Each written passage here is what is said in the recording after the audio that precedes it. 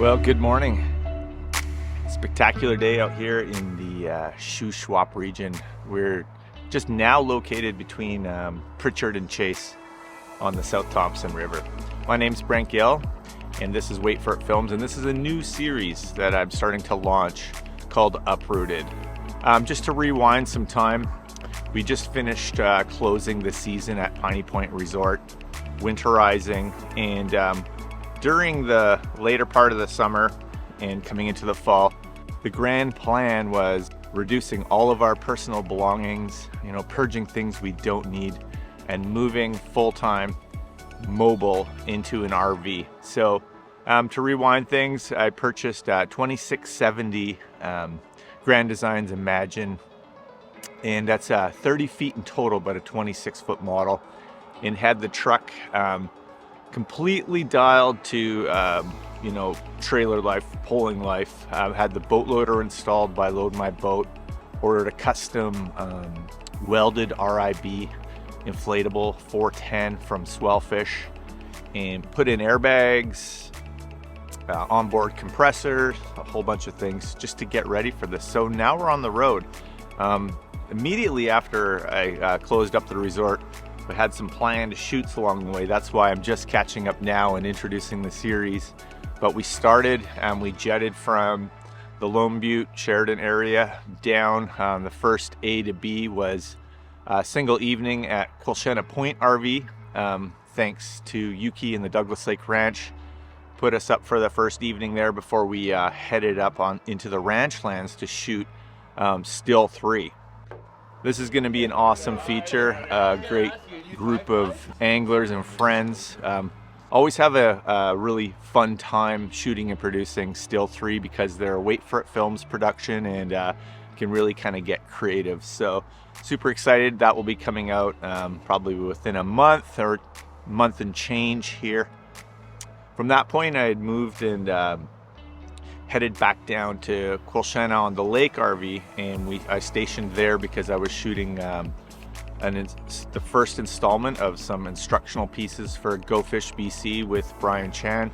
So I day tripped into Kamloops and we completed that mission, and then moved down towards Kamloops a little further on the south end and filmed a interior tour for George Doonan, their veneer plant, and he wanted some of the machinery showcased in there. So I had a kind of a stacked calendar immediately after closing with shoots, but we've been on the road since then.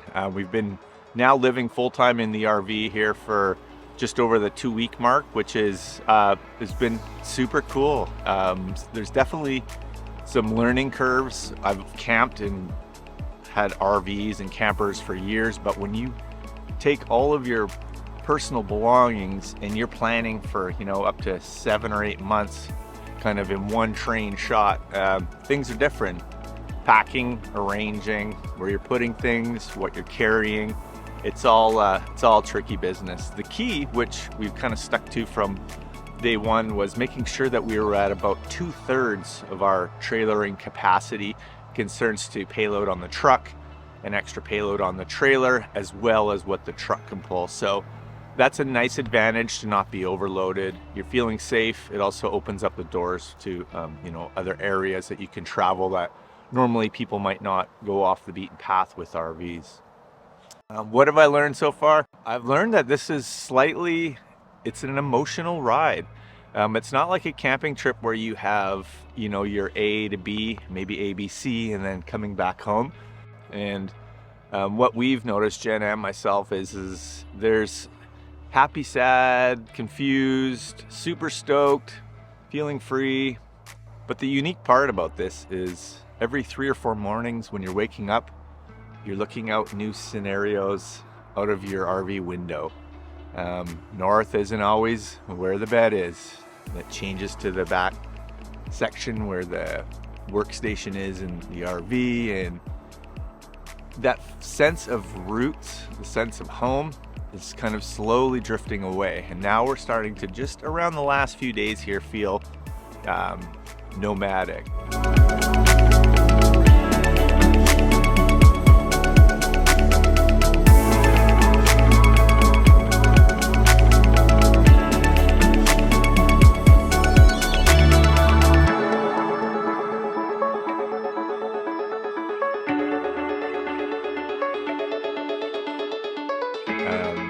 kind of broken out now from our, comfort zone, which was the Caribou and the ranch in region 5 and 3, and now we're heading slightly east. And yesterday we pulled up and we're now parked on the South Thompson River, which is super exciting. I'm meeting Matt Jennings today from Fishing BC, which I'll be jumping on board with. And we're gonna go cruise and look for some rainbows. This is a spectacular time to be in the Shuswap, South Thompson area. The Chinook have made their way in after the sockeye. There's a lot of spawn. There's so much life going on out here.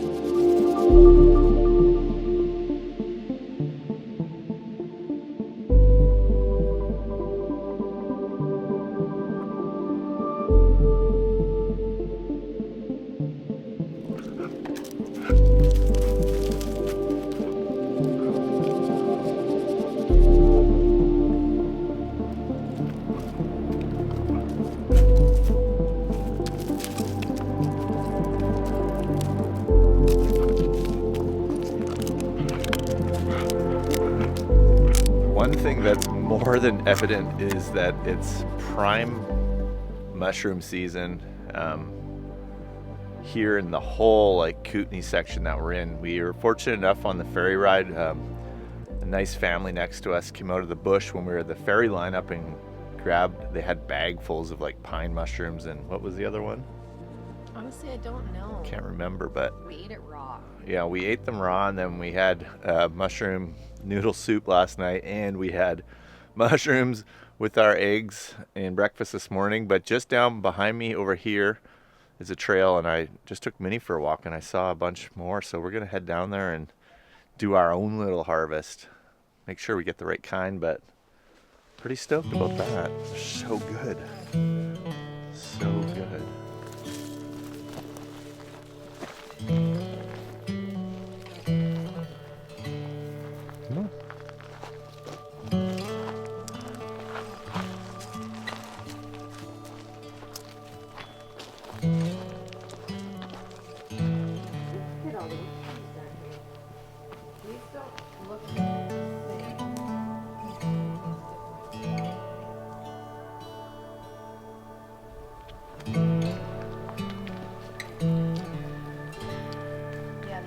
Definitely different.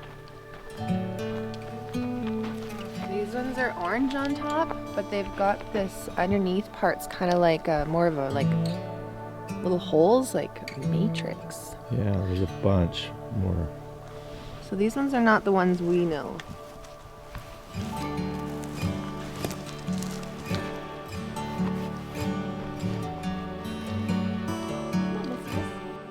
So along here is Slocan Lake.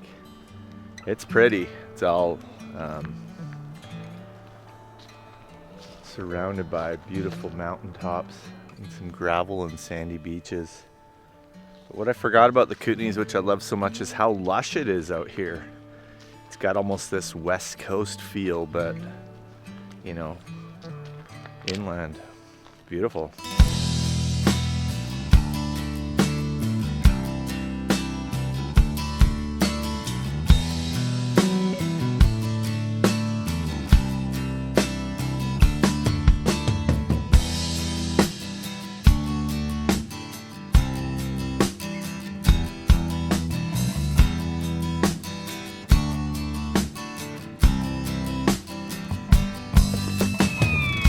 Well, back on the travels. We went all the way from where we were at Shuswap Meadows and made some kind of on-road, off-road decisions, but from where we were boondocking just outside of Hills, now we've made our way down past Nelson and we're on the Kootenay River Narrows here, and the lake is actually just just up there. We went for a little boat ride to check it out. This is a cool spot. Kind of glad we arrived here. We've got great hosts here, and we had an opportunity for pretty much a waterfront RV site where I could dump the boat and put it right on the beach in front of us. And the scenes are spectacular up here. I mean, I just love the Kootenays, and being kind of up this arm this way has been a total pleasure. Traveling so far is good. No problems. Knock on a bunch of wood. No problems with any of the mechanics or machinery, which is a good sign. Same with the boat. Everything's running great.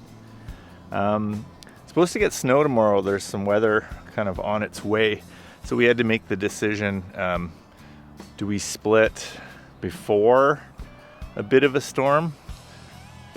Do we run through it possibly? Because where we're located, it's going to be all mountain ranges all the way down to the States. So we've opted to stay here for about 3 or 4 more days because it's just so chill.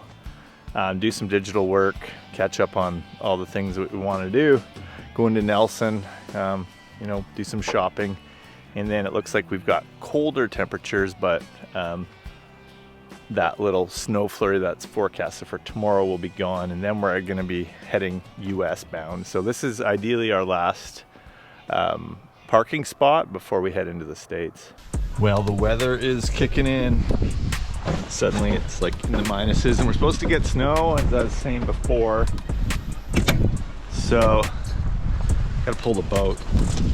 Definitely don't want to deal with a half frozen inflatable on the roof, so just gonna go down to the lake and get that ready to jump up on the truck before it gets gnarly. You can see she's coming.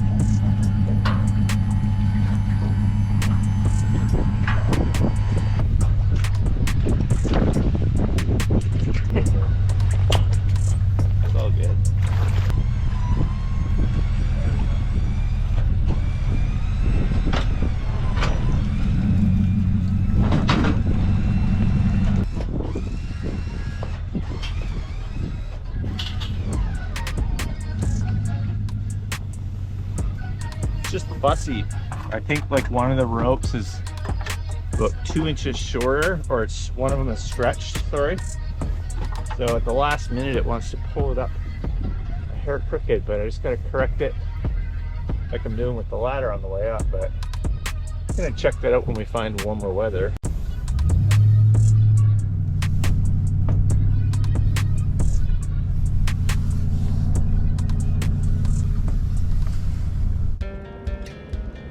Just en route from the RV site into Nelson, and today's city day, so gonna get a bunch of laundry done before we head into the States. Try and change out some Canadian cash into US cash.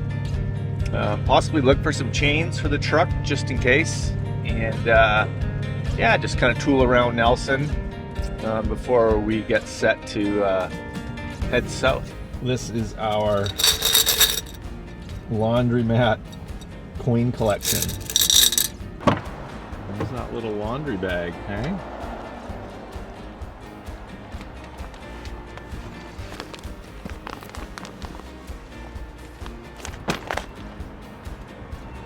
Yeah, laundromat life is the real thing for us now.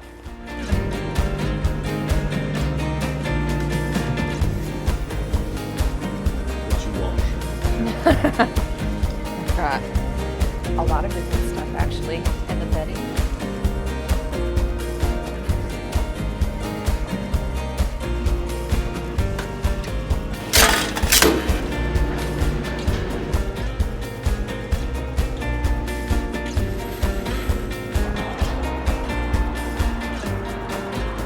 Hi, Minnie. Did you miss me?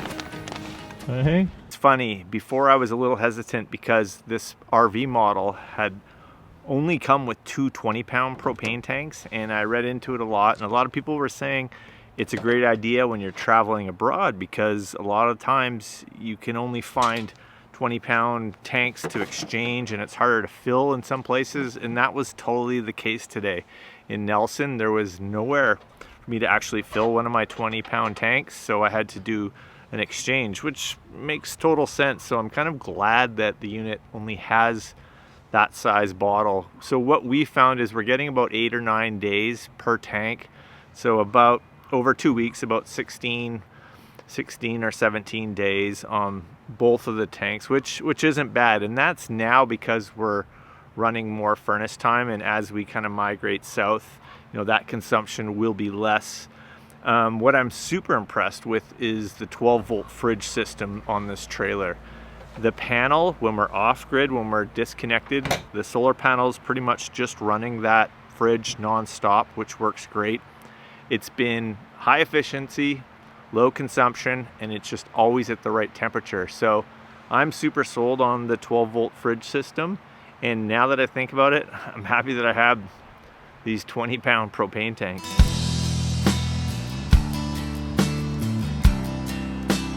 Thankfully, that snowstorm that was in the forecast to hit us didn't hit us. It hit the top tips of the higher elevation of the mountains, thankfully. So yeah, we were able to zip into Nelson, take care of laundry, exchange some money, do some shopping, fill our propane tanks, all the kind of the necessities, because we're on the road in just a few days. We're US bound, so there were some things we just wanted to take care of. Lastly, we just got to get rid of some of the food and things that we can't take on our trip. Fruits and vegetables, seeds, nuts, all that stuff. So we'll be doing that. But thanks again for watching. This has been episode 1 of Uprooted. My name is Brent Gill. This is Wait For It Films. If you haven't already, please subscribe to the channel. It helps drive me further and do better job at editing and producing these videos.